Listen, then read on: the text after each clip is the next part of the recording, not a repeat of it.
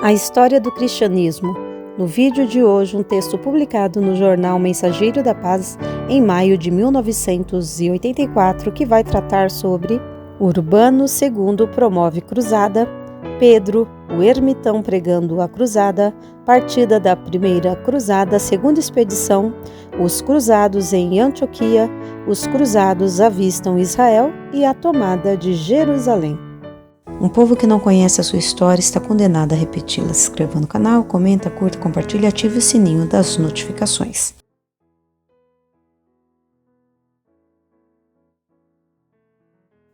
O papismo pouco ganhou com a luta de Gregório contra o imperador, e antes do fim do século, o papa reinante achou conveniente recorrer a um novo expediente para promover os interesses temporais do papismo. De tempos em tempos chegavam da Terra Santa queixas de insultos e ultrajes feitos a peregrinos que se dirigiam ao Santo Sepulcro, e Urbano II, que então ocupava a cadeira de São Pedro, lembrou-se de promover uma grande guerra religiosa.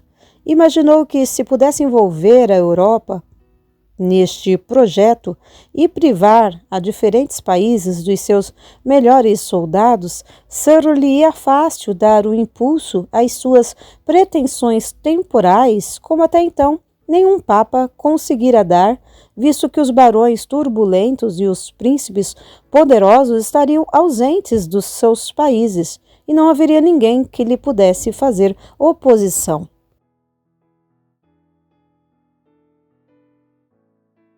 Pedro, o ermitão, pregando a cruzada. Em vista disto, prestou toda a atenção às queixas de um dos principais instigadores da nova agitação, um tal Pedro, ermitão de Amiens, e animou muito a pregar uma cruzada.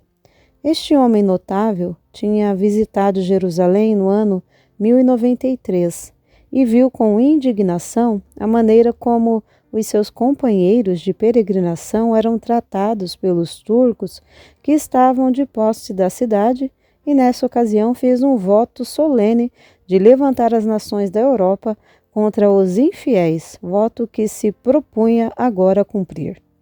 Montado numa mula, vestido com um hábito muito comprido, apertado na cintura, com o cinto de cânhamo, foi de cidade em cidade, incitando o povo a armar-se em defesa do Santo Sepulcro.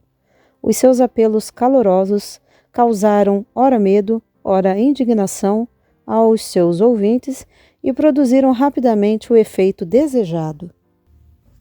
Por que se há de permitir aos infiéis, exclama ele, que conservem por mais tempo a guarda de territórios cristãos, tais como o Monte das Oliveiras e o Jardim de Getsêmani?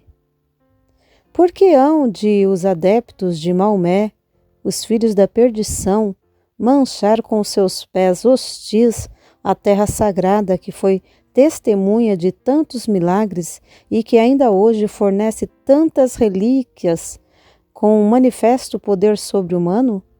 Estão ali prontos para ser ajuntados e guardados pelo fiel sacerdote que fosse à testa da expedição, ossos de mártires, vestimentas de santos, pregos da cruz e espinhos da coroa. Que o chão de Sião seja purificado pelo sangue dos infiéis massacrados. Tal era o caráter da pregação do monge, e quando tinha conseguido levar o povo a um certo grau de delírio, e viu que todos estavam prontos a receber quaisquer ordens que lhes dessem, o próprio Urbano veio confirmar com palavras de aprovação a pregação de Pedro. Fez o seu discurso no mercado e foi frequentemente interrompido pelo grito de "Deus assim o quer, Deus assim o quer", pois teve o cuidado de apelar para as paixões do povo, e não deixou de oferecer a absolvição dos mais negros pecados a todos que se juntassem ao exército santo.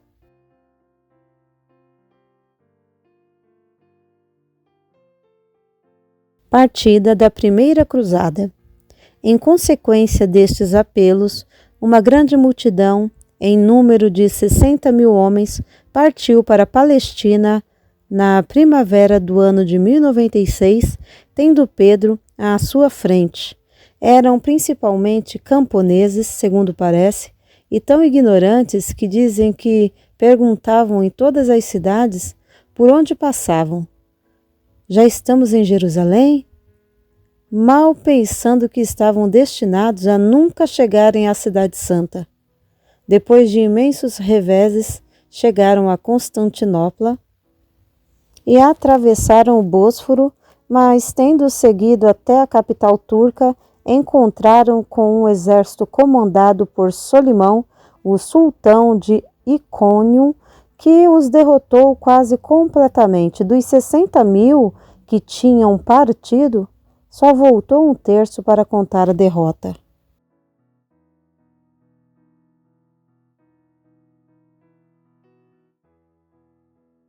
A segunda expedição. No ano seguinte, organizou-se outro exército e puseram-se em marcha outra vez 60.000 cruzados, de todas as classes e condições, acompanhados de muitas mulheres, criados e trabalhadores de toda a espécie. Este imenso exército dividiu-se em 4 campos com o fim de facilitar o arranjo de mantimentos e seguiram para Constantinopla por caminhos diferentes. Reuniram-se ali e prosseguiram juntos o seu caminho, morrendo milhares deles na jornada em consequência do grande calor e da falta de água. A perda de todos os cavalos e as invejas e questões frequentes entre os soldados foram outras dificuldades que se levantaram, mas apesar de todos estes obstáculos, o exército foi seguindo seu caminho e avançando pouco a pouco para Antioquia. Tiveram lugar algumas escaramuças antes de ali chegarem, tornando-se mais notáveis a batalha de Dorilinium, em que os cruzados saíram vencedores, e o cerco de Edessa, de que resultou a tomada dessa cidade, depois de pouca resistência da parte dos maometanos.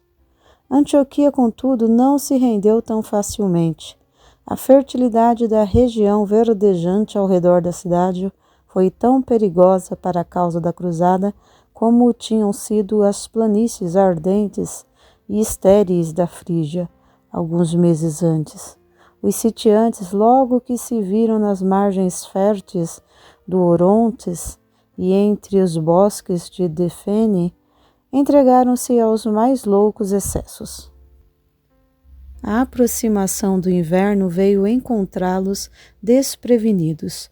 Tinham o acampamento alagado, as tendas estavam estragadas pelo vento e os horrores da fome tornavam-se novamente inevitáveis, chegando os soldados a devorar os cadáveres de seus inimigos para se alimentarem, até que a traição de um dos sitiados lhes deu a imediata e inesperada posse da cidade. Na escuridão da noite, e na ocasião em que se desencadeava uma tempestade medonha, os cruzados escalaram os muros ao som do seu excitante grito de guerra: "Deus assim o quer!", e entraram na cidade.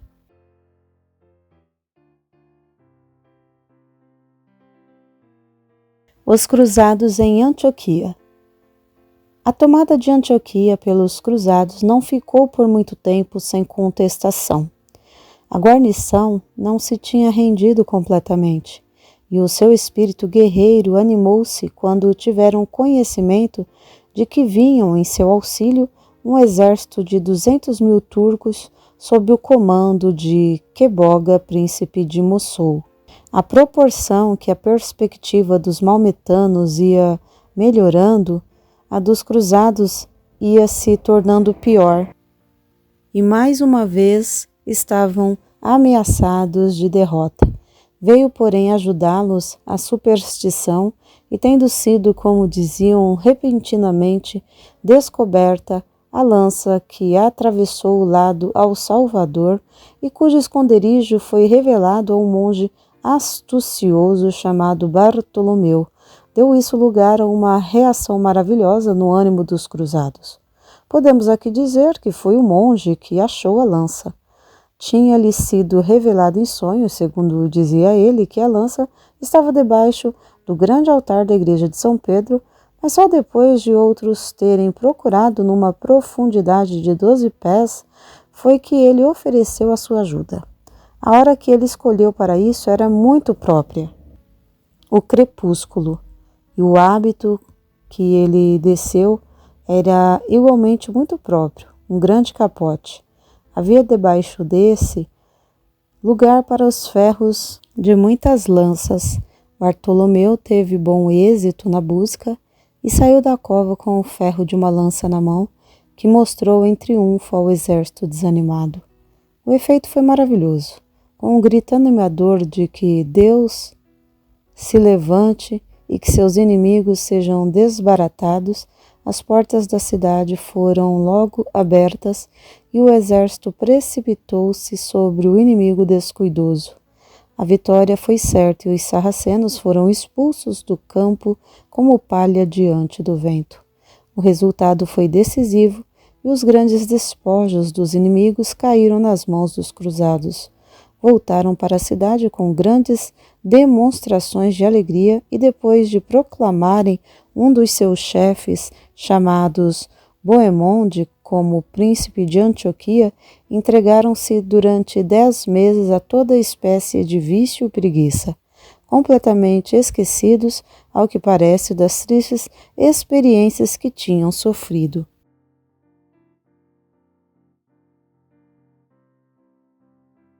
Os cruzados avistam Jerusalém. Só depois de maio do ano seguinte é que o exército se pôs outra vez em marcha e, ao aproximar-se de Jerusalém, o seu fanatismo passou todos os limites. Passaram por Tiro e Sidom, Cesareia e Lídia, Emaús e Belém, e por fim chegaram a uma elevação onde enxergaram a Cidade Santa, estendendo-se como um mapa diante deles. Foi então que o entusiasmo de todos chegou ao seu auge. Levantou-se o grande grito de Jerusalém, Jerusalém! Deus assim o quer, Deus assim o quer! E os cruzados prostraram-se ao chão e beijaram a terra consagrada. Mas havia ainda muito que fazer. Jerusalém pertencia-lhes antecipadamente, mas não de fato. O governador sarraceno ofereceu-se para receber os cruzados na qualidade de peregrinos, mas esta oferta foi rejeitada. Os cristãos não queriam chegar a nenhum termos, nem concordar com qualquer compromisso. A sua missão era livrar a Terra Santa da tirania e opressão dos incrédulos, e só isto lhes daria descanso. O cerco durou 40 dias e durante este tempo os sitiantes foram reduzidos outra vez à última extremidade. Um sol abrasador que tornava a sede ainda mais intolerável secou a água do ribeiro de Cedron. E as cisternas tinham sido envenenadas ou destruídas pelos inimigos, e desesperados por esta desagradável circunstância, preparavam-se para um assalto final. A tomada de Jerusalém. Mais uma vez, a superstição auxiliou-os. Correram boatos de que um dos seus bravos chefes, Godofredo de Bouillon, tivera uma visão de que estavam continuando o cerco debaixo da direção de anjos.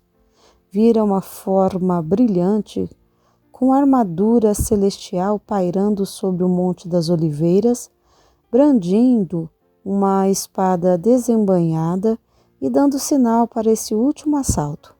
Os 40.000 guerreiros desesperados levantaram o antigo grito de Deus assim o quer, e em breve todo o exército trepava pelos muros que rodeavam Jerusalém. O esforço foi grande e custou muito sangue, mas a vitória pertenceu aos sitiantes e o próprio Godofredo foi o primeiro que ganhou uma posição firme e incontestável sobre os muros. Logo em seguida, saltou para dentro da cidade consagrada, seguido de milhares de seus soldados que se lançaram sobre os seus inimigos com uma fúria incansável. O morticídio que se seguiu não se pode descrever. Não pouparam nem idades nem sexo, e a carnificina de 70.000 maometanos foi considerada pelos cruzados como uma obra dos cristãos muito digna de elogios. Durante 3 dias houve na cidade um dilúvio de sangue, e dizem os historiadores que merece todo o crédito a afirmação de que no templo e no pórtico de Salomão o sangue chegava às cilhas das selas dos cavalos. Por fim, chegou a bonança. No 8º dia depois do ataque, reuniram-se os chefes vitoriosos e ofereceram o reino de Jerusalém a Godofredo de Bouillon, e era ele, incontestavelmente, o herói do dia, mas com uma modéstia que se igualava ao seu heroísmo, recusou a dignidade real e aceitou o título mais humilde de defensor e barão do Santo Sepulcro. Outra vitória, em Ascalon, pouco depois, assegurou a posição dos cruzados. E uma vez que tinham sido vingados seus irmãos peregrinos do mal que lhe fizeram os maometanos, entenderam que sua missão estava terminada e muitos deles preparavam-se para voltar à sua terra natal. Os maometanos tinham estado de posse da cidade desde a conquista de Omar, no ano 637, um período de 462 anos. A data certa da sua tomada foi o dia 15 de julho do ano de 1099. Era uma sexta-feira e eram justamente 3 horas da tarde quando Godofredo saiu vitorioso sobre os muros da cidade. Adquira esse exemplar desse livro, ou virtual ou físico, vai fazer muito bem para você. E siga-nos também lá nas redes sociais, no Instagram e no Facebook. Deus abençoe e até o próximo vídeo. Porque nada podemos contra a verdade, senão pela verdade. Se você gostou desse vídeo, inscreva-se no canal, curta, compartilhe e ative o sininho das notificações.